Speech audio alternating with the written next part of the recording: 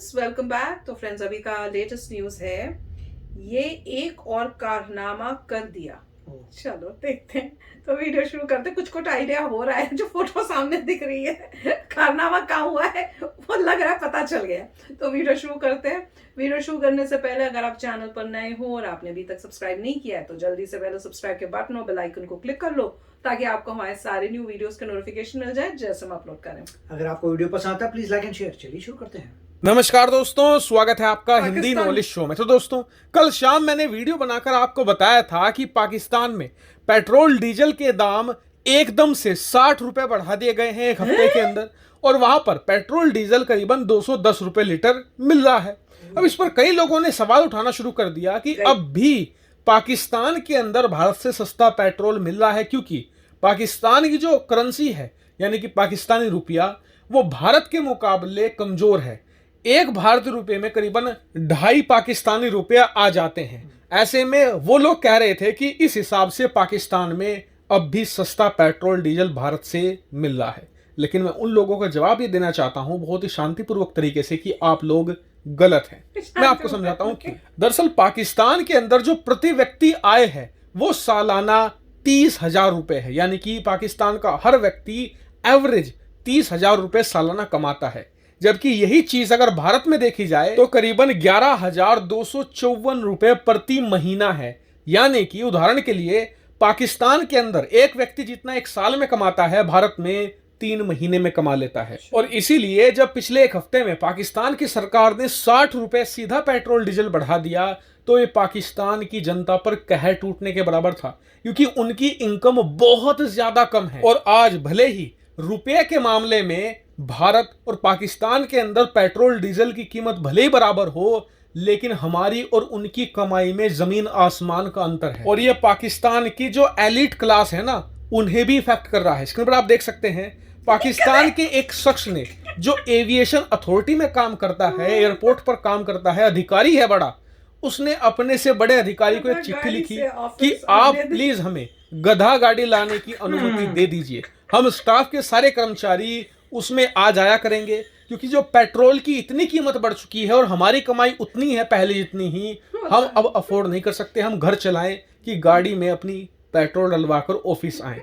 और ये कोई प्रोटेस्ट वगैरह नहीं था, ये एक्चुअल में पत्र लिखा गया है और अब ये इंटरनेट पर खूब वायरल है। लेकिन अब दिक्कत यह है कि पाकिस्तान के लोग अब घर भी नहीं चला सकते। क्यों? क्योंकि पाकिस्तान की सरकार ने अब से थोड़ी देर पहले ऐलान ये भी किया है कि वो एलपीजी सिलेंडर पर भी करीबन 45% दाम बढ़ा रहे हैं। यानी कि अगर पहले सिलेंडर 1,000 रुपए का मिलता था उदाहरण के लिए, अब वो 1,500 का मिलेगा। और एक्सपर्ट कह रहे हैं कि ये दाम बढ़ते जाएंगे। सरकार अचानक से झटका नहीं दे रही है, धीरे धीरे करके दाम बढ़ा रही है और हर एक चीज के दाम अब दुगने तिगने होने जा रहे हैं। और पाकिस्तान की मुश्किलें अभी हल होती कतई नहीं दिख रही। क्यों? क्योंकि जो इनका रुपया है, पाकिस्तानी रुपया, वो एक साल के अंदर 150 से 200 को पार कर चुका है डॉलर के मुकाबले।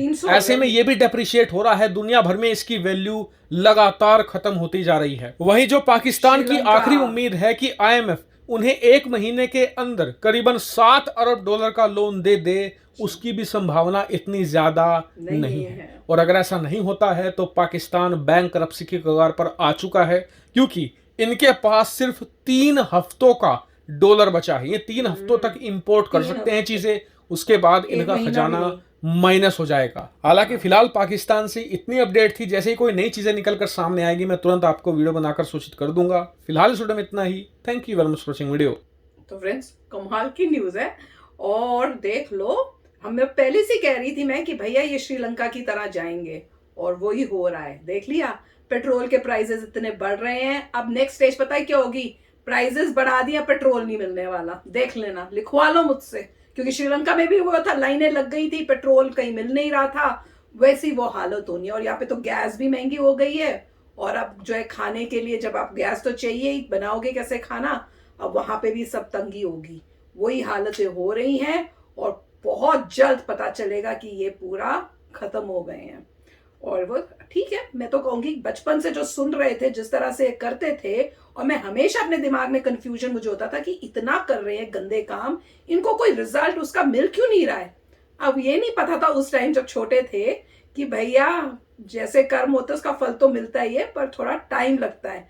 तो मतलब बचपन का सोचो, बचपन का मतलब है मैं होंगी 4th 5th क्लास में तब, तो वो तब की बात है। देख लो कि उस टाइम इतनी मेच्योरिटी थी दिमाग में कि जब सुनते थे कि पाकिस्तान जो है इंडिया के साथ अच्छा नहीं करता, और वो 5th क्लास के टाइम से लेके अब वो रिजल्ट अब दिखा इतने टाइम में। तो भाई ये तो होना ही था और ये दिख भी रहा है। और अब जो वहां के लोग हैं अब वो रिवोल्ट करेंगे, वो सड़कों पे आएंगे जैसे श्रीलंका में हुआ था। अब वो सब नौबत आएगी। और ये कह रहे हैं अभी तो शुरुआत हुई है प्राइसेस हाई होने की, अभी और हाई होंगे। वर्ल्ड में प्राइसेस हाई हर जगह हो रही है, इवन यूएसए में भी हो रही है, प्रॉब्लम्स फेस हो रही है आम इंसान को। पर इनके केस में ज्यादा इसलिए हो रहा है क्योंकि पूरी कंट्री का ही बट्ठा बैठा हुआ है। वो कह तो रहे सिर्फ 3 हफ्ते, सोच सकते हो महीना भी नहीं, 3 हफ्ते, उसके बाद हो गया काम खत्म। राइट, अब ये है कि 3 हफ्ते के बाद देखना पड़ेगा न्यूज क्या आती है। हाँ। 3 हफ्ते में उनको इमरजेंसी लगेगी और इमरजेंसी सिचुएशन आ जाएगी और उनको जो है आईएमएफ से शायद डील करनी पड़ेगी।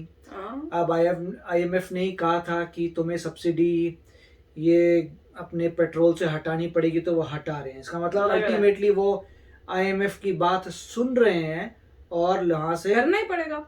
जो बोल रहे हैं 7 बिलियन का मेरे ख्याल से लोन ले लेंगे, क्योंकि उनकी एक ही कंडीशन थी। पहले तो यही बात आ रही थी कि जब नेगोशिएट करते आईएमएफ से तो इनका एग्रीमेंट नहीं हुआ था और ये था कि डील रुक गई है, मगर हो सकता है उनको लगा हो कोई ऑप्शन नहीं है उनके पास, तो वापस जो है पेट्रोल की प्राइसेस इंक्रीज करेंगे, सब्सिडी हटाएंगे, आईएमएफ को बताएंगे हमने तुम्हारे टर्म्स एंड कंडीशंस कर लिए हैं, आईएमएफ पैसा देगा। अगर वो नहीं होता, जैसे कह रहे हैं 3 हफ्ते बाद नेगेटिव हो जाएंगे, फिर तो मतलब पूरी कंट्री बैंकरप्ट हो जाएगी।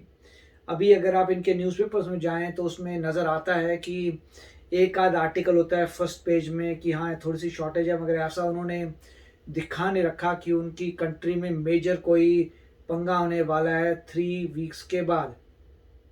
ये कमाल की बात है, राइट? छुपा रहे हैं। अब उन्हीं की डॉन में जाइए, न्यूज़पेपर देखिए, तो कहीं ऐसा कोई उन्होंने ऐसा नहीं है कि न्यूज़पेपर के फ्रंट पेज में आ रहा हो कि हमारी इमरजेंसी हो गई है, 3 वीक का हमारे पास सामान है, यहाँ पे लोग लगे हुए हैं, ये हो रहा है वो हो रहा है, ऐसा कुछ भी नहीं है। कामली 3 वीक के बाद धक्का लगेगा।